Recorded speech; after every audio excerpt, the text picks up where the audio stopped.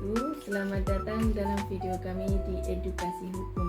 Perkenalkan, nama saya Ani Sofiatun dengan NIM 13122000164.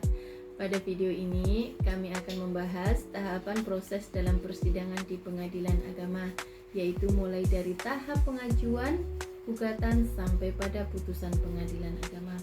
Materi ini kami buat sebagai bagian dari tugas mata kuliah PLKH Peradilan Agama yang diampu oleh Ibu Megawati Ambarawati SHMH. Pengadilan Agama adalah salah satu peradilan khusus di bawah Mahkamah Agung Republik Indonesia sebagai lembaga peradilan yang melayani masyarakat beragama Islam. Pengadilan Agama memegang peran penting dalam menyelesaikan berbagai persoalan hukum keluarga dan harta kekayaan yang diatur berdasarkan hukum Islam.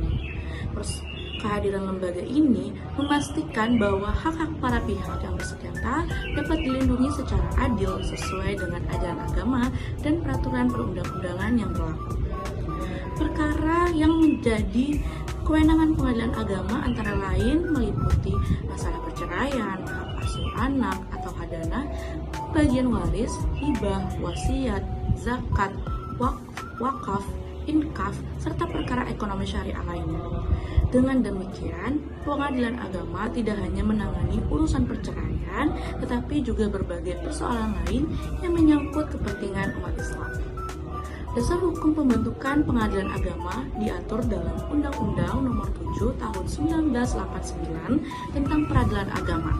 Undang-undang ini kemudian diperbaharui melalui Undang-Undang Nomor 3 Tahun 2006 dan Undang-Undang Nomor 50 Tahun 2009 yang semakin memperkuat kedudukan, kewenangan, dan peran pengadilan agama dalam sistem peradilan nasional. Saat ini, pengadilan agama tersebar di seluruh wilayah Indonesia, mulai dari kota-kota besar sehingga kabupaten, sehingga akses masyarakat terhadap keadilan menjadi lebih mudah. Sebagai lembaga peradilan, pengadilan agama menjalankan tugasnya dengan berpegang pada asas sederhana, cepat, dan biaya ringan. Sebagaimana diamanatkan dalam undang-undang, hal ini bertujuan agar masyarakat dapat memperoleh penyelesaian sengketa yang tidak berbelit-belit, namun tetap menjunjung tinggi keadilan dan kepastian hukum. Dari sekian banyak perkara yang ditangani, perceraian merupakan salah satu perkara yang paling sering diajukan ke pengadilan agama. Baik cerai talak, yaitu permohonan cerai yang diajukan oleh suami, maupun cerai gugat, yaitu permohonan cerai yang diajukan oleh istri. Keduanya memiliki prosedur yang diatur secara jelas. Dalam video ini, kita akan mengikuti tahapan-tahapan penyelesaian perkara perceraian di pengadilan agama, mulai dari pendaftaran, mediasi, pemeriksaan perkara, hingga pembacaan putusan. Mari kita simak bersama bagaimana proses ini berlangsung sebagai wujud dari pelayanan peradilan yang menjunjung tinggi keadilan dan nilai-nilai syariat Islam. Perkenalkan, nama saya Bella Mayasari, NIM 13122000048. Selanjutnya, pada segmen kedua ini saya akan menjelaskan pada bagian tahap persidangan.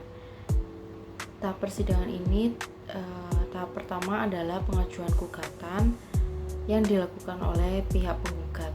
Nah, gugatan ini dapat diajukan langsung ke pengadilan agama sesuai domisili tergugat. Setelah penggugat menyiapkan surat gugatan beserta dokumen pendukung seperti surat nikah, KTP, dan alasan gugatan, langkah selanjutnya adalah mendaftarkan gugatan ke pengadilan agama sesuai domisili tergugat. Jadi proses pendaftaran ini tuh nggak harus datang ke pengadilan, tapi penggugat itu juga bisa daftar melalui online dari aplikasi e-court atau gugatan mandiri. Nah, di sana kalaupun datang ke pengadilan itu juga bisa, kita nggak daftar mandiri, jadi di sana tuh nggak bingung karena ada petugasnya yang akan memeriksa kelengkapan berkas yang diajukan. Nah, kalau misalnya berkas dan persyaratannya itu udah lengkap, petugas akan mendaftarkan perkara dan memberikan nomor perkara sebagai tanda bahwa gugatan telah resmi terdaftar. Selain itu, penggugat akan menerima info mengenai biaya perkara. Bukan hanya info biaya perkara aja, tapi juga tata cara pembayarannya itu bagaimana, nanti pasti dikasih tahu sama petugasnya, ada informasi tentang biaya.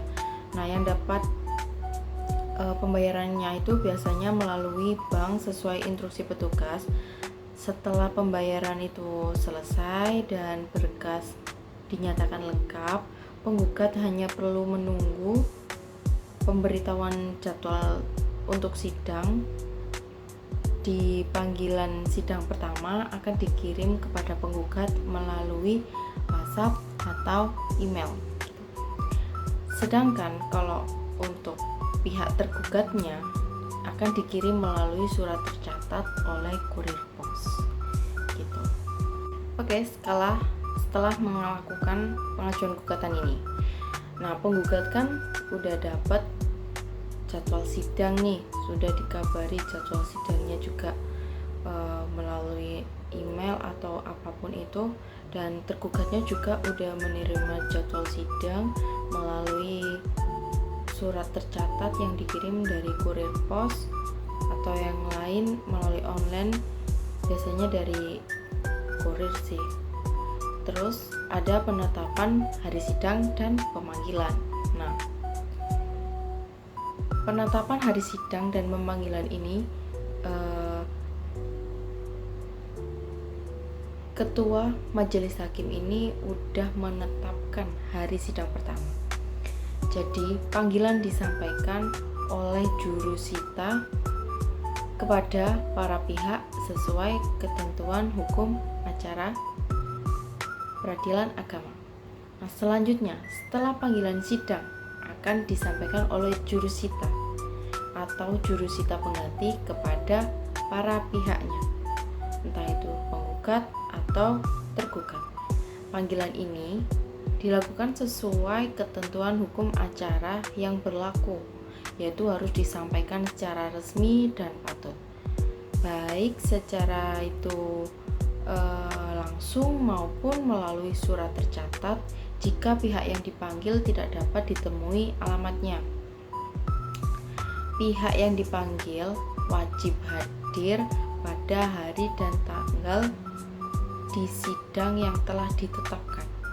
Nah, jika salah satu pihak tidak hadir tanpa alasan yang sah, sidang dapat ditunda dan dilakukan pemanggilan ulang sesuai prosedur yang diberikan.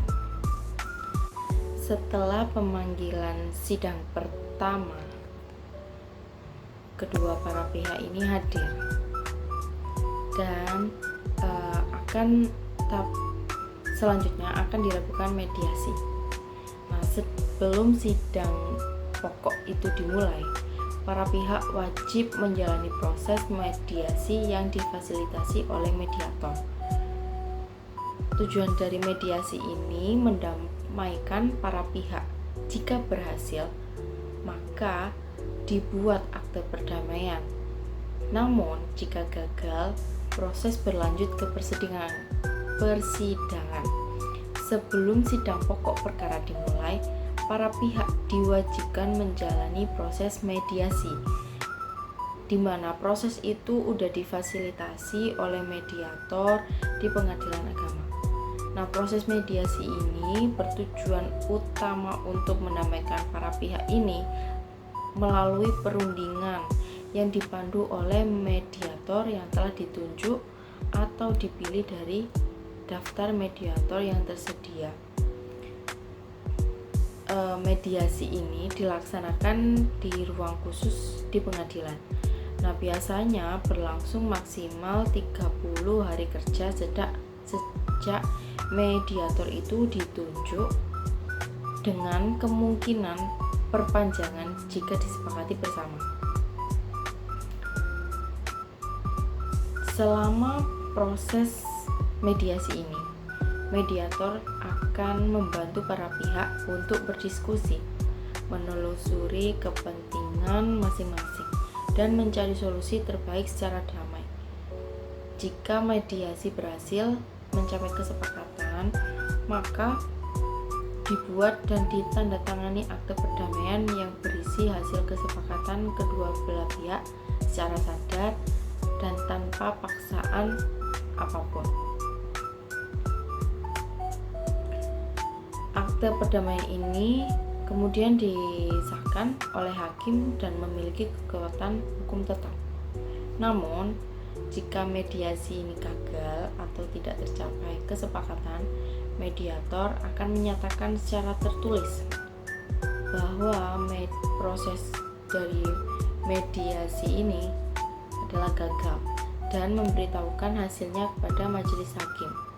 Nah, selanjutnya proses persidangan pokok perkara akan dilanjutkan sesuai tahap hukum acara. Nah, tahap itu akan dilanjutkan oleh anggota kelompok kami.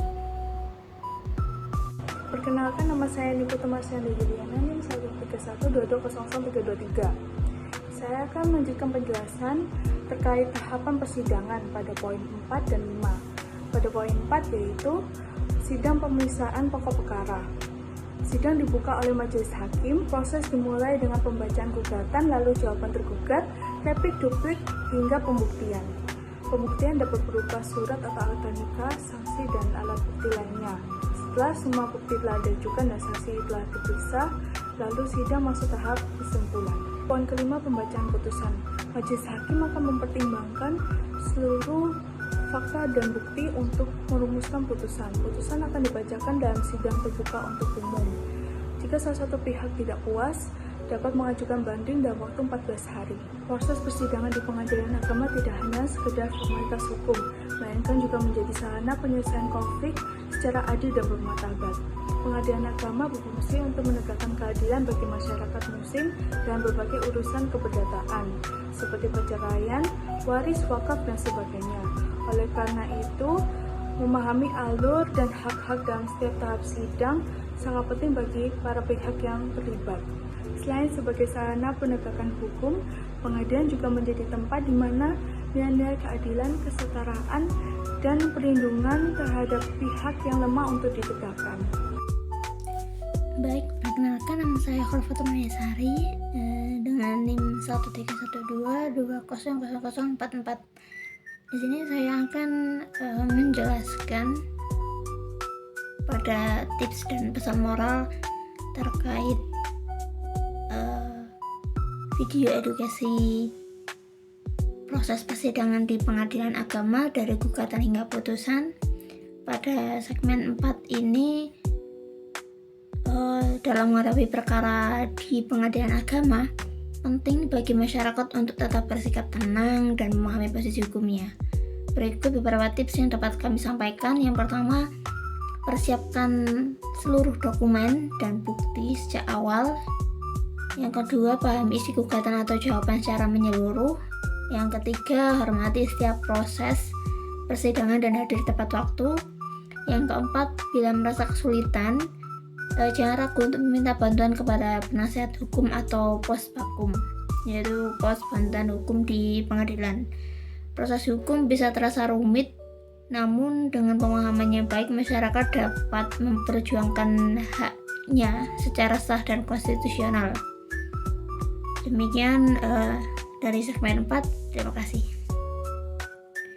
Demikianlah video edukasi mengenai tahapan persidangan di pengadilan agama dari pengajuan gugatan hingga putusan. Kami berharap tayangan ini tidak hanya bermanfaat bagi mahasiswa hukum, tetapi juga bagi masyarakat luas yang ingin memahami sistem peradilan agama di Indonesia. Jangan lupa untuk selalu menjunjung tinggi nilai keadilan, menghargai proses hukum, dan menyelesaikan masalah dengan cara yang bermartabat. Terima kasih telah menyaksikan. Wassalamualaikum warahmatullahi wabarakatuh.